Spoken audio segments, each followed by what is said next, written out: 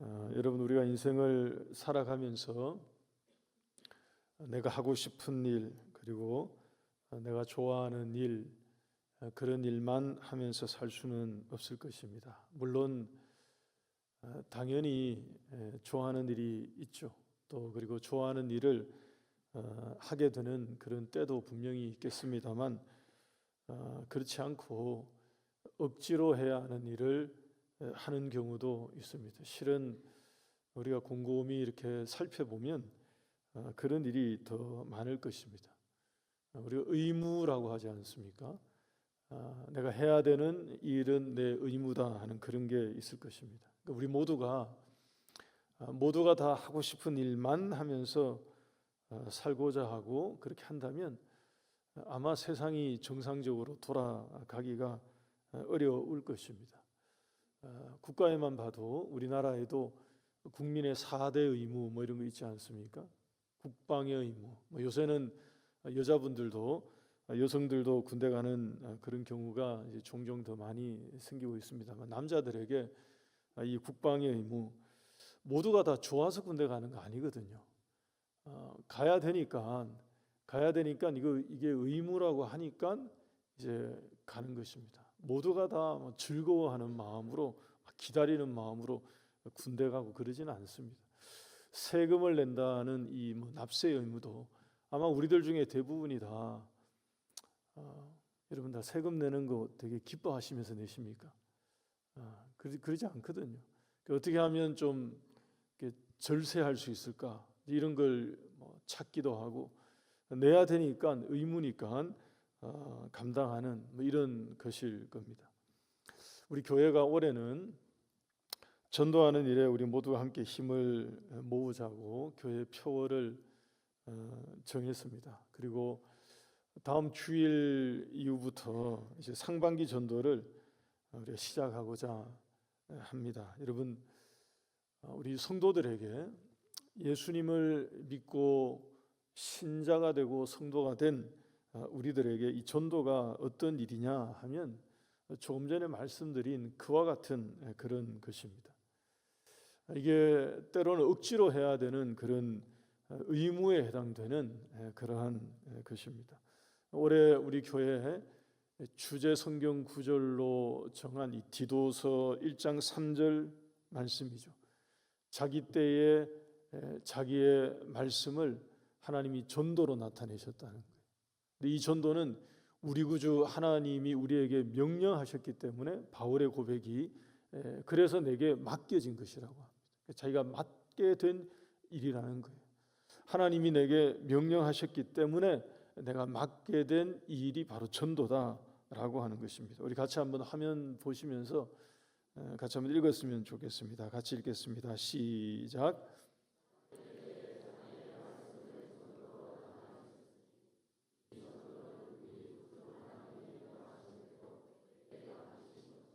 아멘.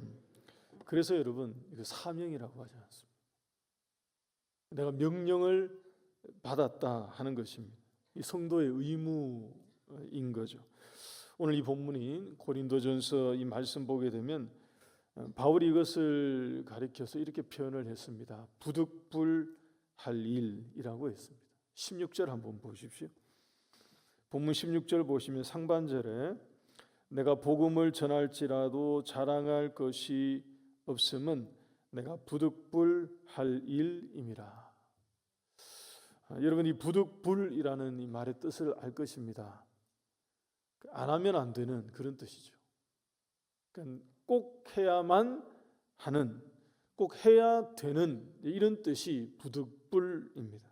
부득불할 일이라는 거예요. 바울에게도 이것을 비추어 보면 이런 거죠. 여러분, 바울이 막 기쁘고 신나고 전도하는 게 늘 즐겁고 막 해피하고, 여러분, 이래서 그가 이렇게 감당한 것이 아니고요. 부득불할 일임을 자기는 안 것입니다. 그러니까 안 하면 안 되는 숙제 같은, 그에게 주어진 명령이고 사명이고 의무이기 때문에 내가 꼭 해내야만 하는, 하나님이 자신을 부르셨고 예수님이 자신을 부르셔서 예수님 믿는, 예수님을 따르는 사람으로 세워 주셨기 때문에 이게 그때부터는 자신에게 부득불할 일이 되었다 하는 것입니다. 그래서 여러분, 오늘 이 본문인 고린도전서 이 9장 16절 우리가 교독한 이 말씀 그 앞에 3절 이하를 보시면 먼저 이런 설명도 실은 바울이 했습니다. 4절, 5절, 6절을 거기 보시면 자신들을 비난하는 사람들에 대한 항변이죠. 이렇게 말합니다. 우리가 먹고 마실 권리가 없겠느냐? 우리가 다른 사도들처럼 게바와 같이 아내를 데리고 다닐 권리가 없겠느냐? 어찌 나와 바나바만 일하지 아니할 권리가 없겠느냐? 여러분, 이게 다른 말로 하면 이런 거죠. 자기도 권리가 있다는 얘기죠. 먹고 싶은 거 먹고 마시고 싶은 거 마실 권리가 내게도 있다, 이런 얘기입니다. 아마 당시에 여러 사도들이, 대부분의 사도들이 결혼을 하고 가족을 데리고 사역을 하고 함께 가족 단위로 사역을 했던 것으로 보입니다. 바울의 말이 자기도 그럴 수 있다는 것입니다. 자기도 결혼하고 아내와 함께 다닐 권리가 내게는 왜 없겠냐, 뭐 이런 얘기죠. 더 나아가서 일하지 않고 잠깐 쉴 수 있는 권리도 있다는 거죠. 이게 왜 우리에게는 이런 권리가 없겠냐, 있다는 것입니다. 그럼에도 불구하고 하고 싶은 대로 다 안 한다는 거죠. 그런 권리가 있음에도 불구하고 그런 권리를 다 누리고 찾고 취하지 않는다는 거죠. 왜냐하면 부득불해야 할 일이 자기들에게 있기 때문에, 안 하면 안 되는 이런 과제와 같은 이런 의무가 우리에게 있기 때문에 그 권리를 다 요구하지 않고 그 임무를 감당한다 하는 것입니다. 심지어 19절 말씀 보시면 우리에게 잘 알려진 그런 말씀입니다만, 모든 사람에게 매이지 않은 자유인이지만 스스로 사람들에게 종이 된 것처럼 한다는 거죠.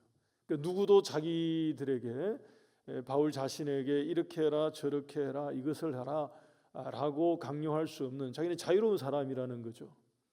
자유로운 자유인이라는 것입니다. 그럼에도 불구하고 마치 사람들에게 종이 된 것처럼 20절 말씀에도 율법 아래에 있지 않지만 율법 아래에 속해 있는 사람처럼 그렇게 했다는 것입니다. 왜냐하면 의무가 있으니까요. 하나님이 몇 사람이라도 더 전도하고 주께로 돌아오도록 만드는 이 일에 자기를 부르셨기 때문에 안 하면 안 되는 그런 책무가 있기 때문에 본성을 따르지 않고 주의 명령을 따른다는 것입니다. 자기의 마음을 따르지 않고 하나님의 말씀을 따라서 그 의무를 감당해 왔다 하는 것입니다. 우리 같이 한번 따라하시면 좋겠습니다. 전도는 우리가 부득불해야 할 일입니다. 우리 한 번 더 따라하겠습니다. 전도는 우리가 부득불해야 할 일입니다. 우리 옆에 앉으신 분들에게 한번 권면해 주시면 좋겠습니다. 전도는 부득불해야 할 일입니다. 이렇게 권면 한번 하시죠. 여러분 꼭 기억하셔서 올해 우리 교회 연초에 예배 드릴 때 실천사항으로 몇 가지 말씀드린 것 기억하시는 분들은 하실 것입니다. 올해는 우리가 가족들도 구원하는 그런 가족 복음화의 해로 삼읍시다 하는 말씀 드리면서, 올해는 모든 성도들이 이 전도하는 일에 같이 동참하자고 말씀을 드렸습니다. 다 기억하시죠? 3월 말부터 이제 시작되는 이 총동원 전도에 우리 모두가 함께 동참해서 이 바울의 이런 마음, 이게 부득불할 일이구나, 내가 안 하면 안 되는, 내가 성도로 하나님이 나를 먼저 불러주셨기 때문에 내게는 이 일이 그야말로 부득불한 일이 되었구나 하는 것을 꼭 기억하셔서 바울의 이런 마음을 따라서 전도하는 일에 모두가 동참하는 그런 우리 성도들이 다 될 수 있기를 주의 이름으로 소원합니다. 여러분, 두 번째는 우리가 전도해야 하는 이유가 또 있습니다. 16절 하반절 말씀 한번 보십시오. 16절 하반절을 보시면 만일 복음을 전하지 아니하면 내게 화가 있을 것이다 라고 했습니다. 그러니까 전도의 이유가 무엇이냐 보니까 바로 이런 이유 때문에 바울은 깨닫고 있었던 것입니다. 전도하고 하지 않는 본인의 이 의무, 이 사명을 감당하고 하지 않는 이것의 이 결말이 자신에게 이런 게 미칠 수 있다는 것을 깨닫고 있었습니다. 17절 맨 끝에를 한번 보시면 나는 사명을 받았노라 이렇게 되어 있죠. 그러니까 자의로 하든지 또는 때때로는 자의가 아님에도 불구하고 내가 이 일을 하는 것은 하나님이 내게 사명으로 주셨기 때문이다, 뭐 이런 얘기입니다. 앞에서 말씀드린 것처럼 여러분, 사명은 명령이거든요. 보내신 분의 명령을 받았다는 게 사명 아닙니까? 명령을 받은 사람을 그래서 사신이라고 말하고요. 예수님이 이 땅을 떠나실 때에 남겨진 우리 모두에게 제자들을 통해서 마지막으로 남기신 그 명령을 우리는 가장 큰 명령이라고 다 알고 있고, 그래서 위임, 대위임, 명령 이렇게 다 이해하고 있습니다. 너희는 가서 모든 족속으로 모든 사람으로 제자를 삼고 아버지와 아들과 성령의 이름으로 세례를 베풀고 내가 너희에게 분부한 가르친 그 모든 것을 그들에게 가르쳐 알게 하라, 지키게 하라. 여러분, 이게 예수님이 이 땅을 떠나서 하늘로 가시면서 제자들에게 명령하신 마지막 명령입니다. 가장 큰 명령으로 우리는 기억하고 있고 받았고요. 우리에게 위임해 주신 하나님의 명령으로 우리는 알고 있습니다. 그래서 여러분, 그래서 바울의 이 얘기가 맞는 얘기입니다. 전도하지 않는 것이 하나님의 그 명령에 순종하지 않는, 명령을 어기게 되는 불순종하는 죄가 되는 것입니다. 바울이 괜히 이 점을 우리에게 각인시킨 게 아닙니다.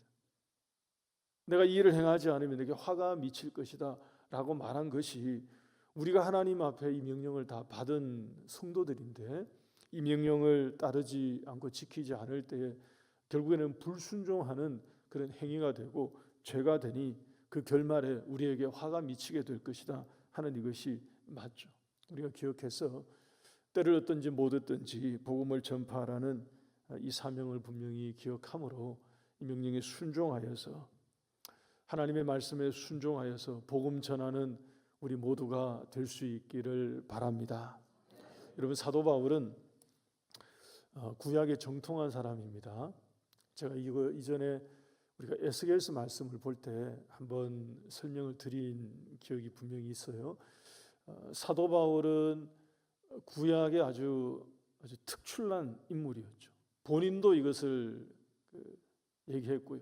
주변 많은 사람들도 인정하는, 그러니까 유대인 중에서도 유대인, 구약의 하나님의 말씀을 아주 관통하고 있는 그런 인물이었기 때문에 예수님을 믿기 전에는 그냥 구약을 구약으로만 봤겠죠. 유대인의 전통 안에서 구약의 말씀들을, 하나님의 말씀들을 이렇게 읽고 이해했을 것입니다. 근데 예수님을 믿고 난 다음에는, 예수님을 만나고 난 다음에는 구약에 기록된 그 모든 예언의 말씀을 복음을 통해서 다 이해를 했을 것입니다. 아, 이 말씀이 그런 예언이었구나. 이게 이렇게 이루어진다는 그런 말씀이었구나. 이 말씀이 이렇게 성취되는 거였구나 라고 이해를 했을 것입니다. 여러분, 그 중에 우리 에스겔 말씀 한번 보십시다. 하나님이 에스겔 선지자를 부르실 때에 들려주신 말씀입니다. 3장 17절, 18절, 19절 말씀 보시면 이거 긴 내용이지만 제가 간추려서 한번 읽어드리겠습니다. 인자야, 내가 너를 이스라엘 족속의 파수꾼으로 세웠노니 너는 내 입의 말을 듣고 나를 대신하여 그들을 깨우치라. 고 하나님이 에스겔에게 명령을 주신 것입니다. 에스겔은 이것을 사명으로 받은 거죠. 하나님이 나를 대신해서 네가 이 말을 전달하라 라고 사명을 받은 거죠. 그럴 때에 덧붙여서 하나님이 들려주신 말씀이 18절 19절에 이렇게 얘기하십니다. 먼저 18절에 가령 하나님께서 그 악한 사람들에게 정령 죽으리라고 하신 그 말씀을 에스겔이 전달하지 않아서, 18절 보십시오. 전달하지 않아서 그들이 자기의 악한 길을 떠나 생명을 구원하는 일이 일어나지 않으면, 그런 말이에요. 그러니까 하나님이 에스겔에게 이거 전하라고 임무를 주셨는데 에스겔이 이것을 하지 않아가지고, 이 역할을 수행하지 않아서, 전달하지 않아서, 전하지 않아서 이 사람들이 알지 못해서 그냥 다 멸망으로 가버리게 되면, 그 다음 말씀이 그들은, 그 악인들은 자기들의 죄로 결국에는 멸망을 당하게 될 것이지만 내가 그의 피값을 에스겔 너의 손에서 찾겠다고 하십니다. 둘 다 망한다는 얘기죠. 하나님이 에스겔에게 이 의무를 부여하셨는데 이것을 수행하지 않아서 그런 일이 일어나게 되면 그들은 그들의 죄 때문에 결국에는 죄값을 치르게 되겠지만 너는 그들의 피값을 같이 감당하게 된다는 것입니다. 두렵고 이게 무서운 경고의 말씀이 아닐 수 없습니다. 19절 말씀 보십시오. 하지만 네가 악인을 깨우치되, 다시 말해서 전한 것입니다. 전하였지만 그들이 그들의 악한 마음과 행위를 돌이키지 않으면 그들은 그들의 죄 가운데 결국 죽임을 당하게 될 것이지만 너는 너의 생명을 구원하게 될 것이다, 보존하게 될 것이다 하십니다. 우리에게 명확하게 알려준 거죠. 그러니까 사도 바울은 이 말씀을 알게 된 게 명확해요. 맞아요. 이게 그런 말씀이구나 하는 것을 깨달은 것입니다. 그래서 자기에게 주신 이 사명을 감당하지 않을 때 화가 미치게 된다 하는 이 고백이 이 말씀으로부터 나온 게 분명합니다. 왜냐하면 여러분 사도행전 20장 26절과 27절 한번 보시면 바울이 에베소 교회에서 사역을 하고 난 이후에 그 교회를 떠날 때 이 원리를 잘 이해했음을 드러내 보여주고 있습니다. 그러므로 오늘 여러분에게 증언하거니와 모든 사람의 피에 대하여 내가 깨끗하니 이는 내가 꺼리지 않고 하나님의 뜻을 다 여러분들에게 전하였음이라. 알았던 거죠. 하나님의 말씀을 때때로 이제 꺼리는 경우가, 사람들이 이게 꺼리죠. 듣고 싶지 않아 하는 경우도 있고 원치 않아 하는 경우도 있고 사람들이 바울을 피파할 때도 있고 그랬다는 거죠. 막을 때도 있고 그런 경우에도 하나님의 뜻을 가감 없이 다 증언했기 때문에 내가 모든 사람들의 피에 대해서 나는 깨끗하다라고 말합니다. 에스겔서 그 예언의 말씀을 바울이 이해한 것이 맞죠. 여러분 이것을 우리가 오늘 이 말씀 통해서 유념해야 할 것입니다. 여러분 우리 모두가 가족들 중에 여러분 혹시 정말로 돌아와야 될 가족이 여전히 있고요. 또 내 가까운 친구 중에, 지인들 중에, 내가 잘 알고 있는, 교제하고 있는 이웃들 중에 정말로 그런 대상자들이 여전히 있는 분들이 계실 것입니다. 생각해 봐야 돼요. 이것을 곰곰이 이 말씀에 비춰봐야 됩니다. 하나님이 왜 나를 거기에 세워놓으셨는지, 왜 하나님이 나를 그 사람을 아는 사람으로 여기에 두셨는지, 왜 내 배우자를 여전히 돌아오지 않고 있지만 이런 배우자를 나로 하여금 만나게 하셨는지. 그런데 하나님이 나를 먼저 불러주셨단 말입니다. 먼저 믿는 자로 나를 부르셨을 때는 이유가 있지 않겠습니까? 오늘 이 말씀 통해서 우리가 이것을 기억하고 바울의 이런 심정, 내가 전하지 않으면 내게 화가 미칠 것이다 하는 이런 절박함, 그리고 절실함, 간절함, 여러분 이런 마음을 가지고 복음을 전하고 주께로 인도하는 이 일에 동력하고 또 힘을 모으는 우리 모두가 될 수 있기를 바랍니다. 바울은 그래서 이런 것 때문에 다른 편지들에서 종종 표현했죠. 자기 빚진 자라고요. 복음의 빚진 자라고. 자기는 복음의 빚을 졌기 때문에 이 복음의 빚을 갚는다 하는 그런 심정으로 의무죠, 책무죠, 책임이죠. 감당했다 하는 것입니다. 우리가 이번 한 주간 다음 주에 전도 발대식하고 상방이 전도 시작할 텐데 이번 한 주간 이 말씀 곰곰이 묵상하시면서 꼭 기억하십시오. 여러분 대상도 대상이지만 자신에게 화가 있을 것이라고 하신 이 말씀을 기억하셔서 가족과 이웃에게 복음을 전하고 우리 하나님께로 인도하는 통로가 되는 우리 모두가 꼭 될 수 있기를 다시 한번 당부를 드립니다. 우리 끝으로 한 가지 더 볼 수 있는 것은, 여러분, 전도에는 하나님이 주시는 상이 있습니다. 17절과 18절 말씀 보시면 여기에도 이 상에 관한 바울의 기대가 언급되어 있습니다. 상을 얻을 것이라고도 말하고 또 내 상이 무엇이냐라고 상에 대한 이 기대감을 드러내고 있죠. 특히 24절 말씀 보시면 그 맨 끝에 24절 말씀 맨 끝에 보시면 이거 우리 잘 아는 말씀입니다만, 너희도 상을 받도록 이와 같이 다름질하라고 권면합니다. 여기서 이와 같이 이 얘기는 바울이 지금까지 위에서 쭉 앞에서 쭉 얘기한 이 모든 내용을 포함하는 거죠. 그것처럼, 자기가 그렇게 한 것처럼 너희도 상을 받기 위해서 다름질하라고 권면하는 거죠. 자기도 그런 심정으로 달려왔다는 것입니다. 상 받기 위해서. 분명히 하나님께서 복음을 전하는 자기 자신에게 본인은 아직 모르지만 하나님이 예비하신 상이 있다는 그런 확신을 가지고 있었기 때문에 상 받기 위해 달려왔는데, 너희도 그런 상을 받도록 함께 다름질하자고 권면하고 있습니다. 여러분, 전도하는 자에게 하나님이 주시는 상이 분명히 있음을 믿으시기를 바랍니다. 상이 있음을 꼭 믿으시고 이 일에 함께 우리가 다름질하는 이번 상반기 총동원 전도가 될 수 있기를 주의 이름으로 축원합니다. 우리 마지막으로 다니엘서 2장 12장 2절 3절 이 말씀도 뭐 우리가 자주 본 말씀입니다만 한 번 더 읽고 우리 찬송하도록 하겠습니다. 주로 3절 말씀을 다 기억하실 거예요. 3절 말씀 뒷부분에 있는 거. 근데 2절과 함께 볼 필요가 있습니다. 여기에 보면 이 내용은 종말에 관한, 최후에 관한 말씀이 맞아요. 맨 앞에를 보셔요.